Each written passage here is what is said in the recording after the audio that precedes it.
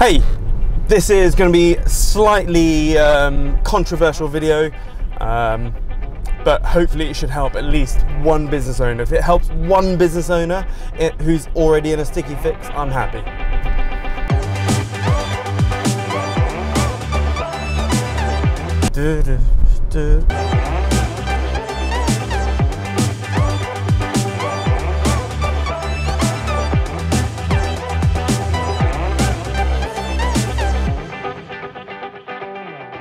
So what I'm about to share with you is okay. Okay. And the reason it's okay is because I've got permission from the business owner I'm going to talk about.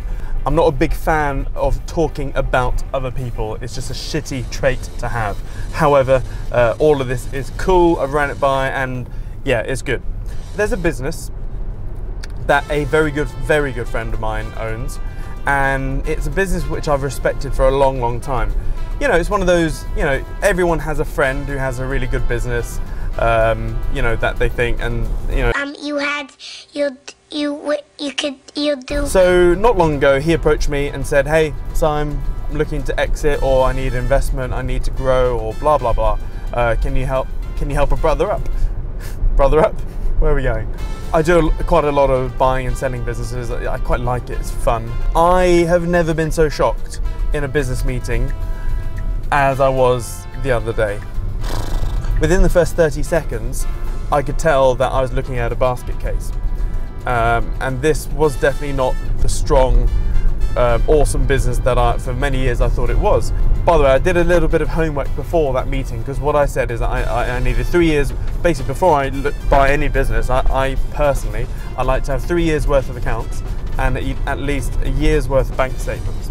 I couldn't get a year's worth, so that was a bit alarming. I could only get 3 months worth of bank statements, and I got 3 years worth of accounts. And the accounts looked all right, but the bank statements, which are the things that tell the truth in a business, they told a different story. And the different story was like having a basket case, train wreck, car crash, like all of those sort of metaphors don't even do justice to how bad this situation was. This business owner has been in business. I'm not going to say what type of business it is, etc. I'm keeping anonymity here. The business has been going for about 35 years. It's very well respected in Norwich, but it's a sole trader business. So the business owner is a sole trader, even though on average the business turns over 32 grand a month. Yeah, I mean, straight away I was like, why the hell are you not a limited company? So fast forward, I'm just going to share with you a few of the absolute mind-blowing craziness I saw. First of all, 35 years running, roughly. It's never ever done any marketing, zero marketing, and it's still bringing in 32 grand a month on average. The range was quite tight, so on a bad month it'll be 27 grand, good month 38 grand, so tight-ish, I guess. But yeah, 32 on average. That was good. However, the average monthly outgoings were 45 grand a month. I am shooketh. He was burning on average 10 to 15 grand a month. On average is burning 13 grand a month, which was just so shocking. I was like, how the hell are you funding the business? And this is where I found out that he's basically racked up £750,000 worth of debt in just the last 6 years. 6 freaking years! So he owns the freehold, as in the building. He owns the business, or it's all in his name because he's a sole trader. But he's been remortgaging, equity finance, refinancing. He's been getting freaking payday loans, funding circle loans. Like, oh my lord, loans up the yin yang. He's got roughly 234 grand's worth of mortgage, and the business owes funding circle alone, which is like a raising, debt raising. So basically you can raise money if you're a business, crowdfunding, sorry. Owes funding circle £207,000, a loan shark £200,000, a few other HSBC loans. Oh my god, it was just ridiculous. Just the monthly repayments, just to service all of this debt, just the debt, I think it was about 8 grand a month. I think he, off the top of my head, is spending about 8 grand a month in just, wait a minute, 3.5 grand a month for the mortgage, 3.5 grand a month for funding circle, so that's 7 grand. 1,400 quid a month for cars. It's got 2 cars, a Range Rover and a BMW, 1,400 quid a month. So that's 8,400. The loan, that's another 500, so that's basically 900, basically 9.5 grand a month, just paying minimum interest only to cover the debt. Here's this business owner who's run this very long-serving business, who's basically funding a lifestyle, buying dumb shit that impresses no one, to basically keep kicking the can down the road.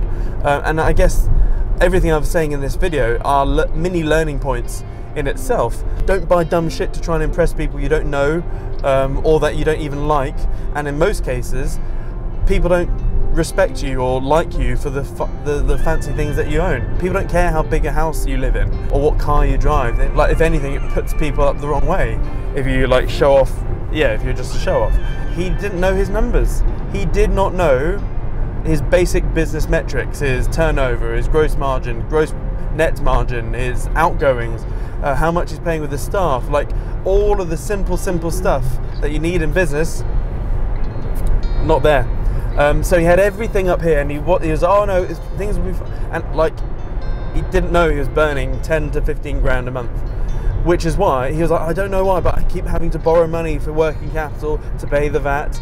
Oh yeah, he's behind on the VAT, and he's basically using sales of this quarter to pay off a previous VAT quarters, or he's even borrowing money to pay previous VAT quarters. In short, it's the worst business I've ever been into. Whenever I go into a brand new business, yeah, I can outsource this little task, but it's something I prefer to do myself. So I get at least 3 months worth of bank statements, and I put every single line item in my fancy spreadsheet. And when I've got basically all of those line items in my spreadsheet, I can basically straight away see what's going in, what's going out, the percentages, everything. It was absolutely shocking.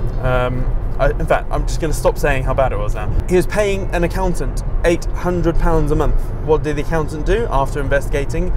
Jack shit. I'm going to say the name of it because it's not slander or libel or anything. It's a company called Price Bailey in Norwich, and they should be ashamed of themselves that they're charging this poor businessman £800 a month for shoddy bookkeeping. Wasn't even fully bookkeeping, and also the only reason this business owner has been able to keep on accumulating more debt is because Price Bailey have basically given accounts which have zero reflection of the business. Zero.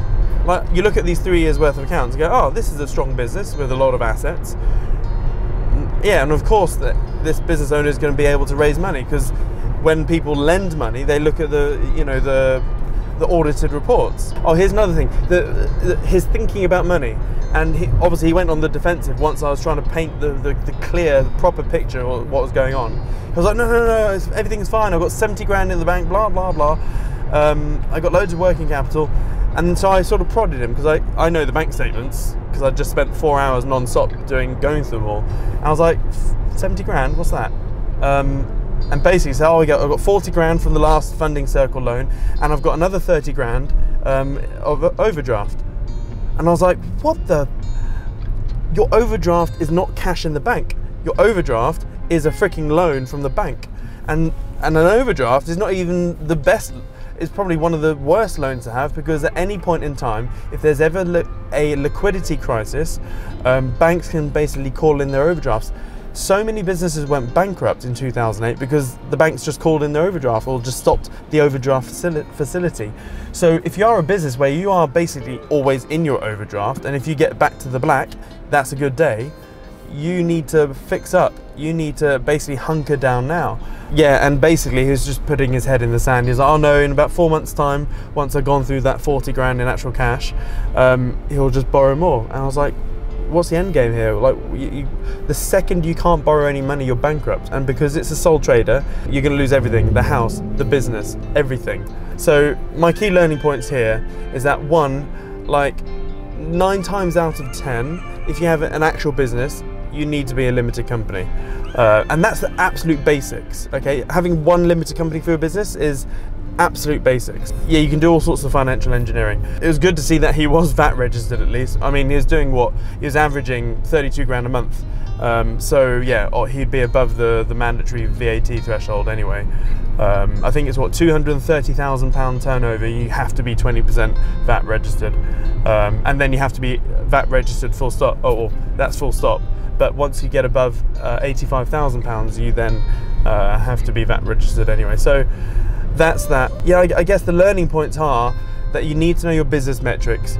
Hell, like, you need to actually have some basic accounting knowledge, because he was abdicating basically his CFO position, the Chief Financial Officer position, to a massive accountancy firm that are doing jack shit, that were just sitting there happy to milk him for £800 a month fees. And there were, honestly, it wasn't worth that.